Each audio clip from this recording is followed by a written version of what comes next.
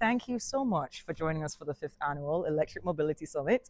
Can you introduce yourself for the people? Absolutely. Hello, everybody. John R. Seydel, Deputy Chief Sustainability Officer for the Mayor's Office of Sustainability and Resilience for the City of Atlanta.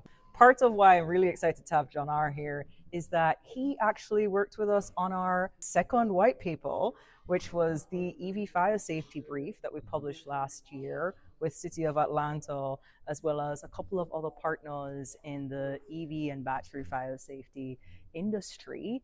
Can you tell them more about EV readiness ordinance and then also the EV readiness handbook? Am I saying both of those correct? EV readiness workbook. So the EV readiness ordinance it actually started back in 2019. The City of Atlanta passed our first EV readiness ordinance, which was at that time really EV capable ordinance. It's building new buildings, both residential and commercial, to be able to host future chargers by being able to make electrical paneling space, conduit space.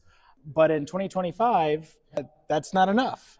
Building buildings to be able to meet the electric vehicle demand that's out there right now and charging demand, especially for those who own an electric vehicle, but their multifamily apartment doesn't have it and their workplace doesn't have EV charging. We passed an amendment in 2025.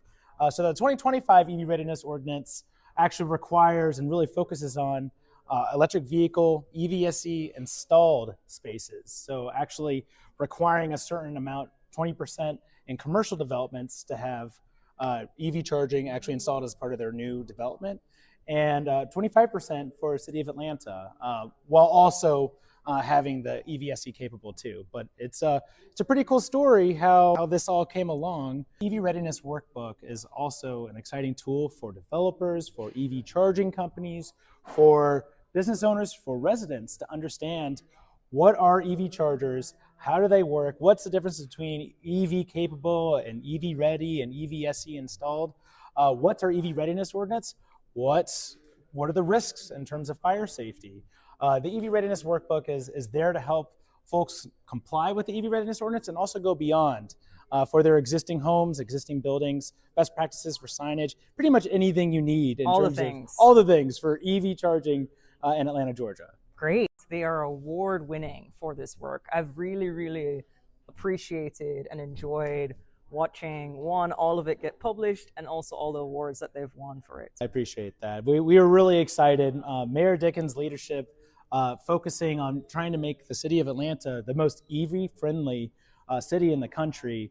The EV Readiness Ordinance was a really key way to be able to focus on all new buildings truly being EV-friendly. There's these awards called the Electrification Awards, the Electrification Innovation Awards, and we won the Policy Award based on not just the electric vehicle ambitious standards set for EV charging for new developments and EV ready spaces for residential, but also the fire safety components that really help actually spur amending our ordinance in 2025, really focusing on being the first city in the country to utilize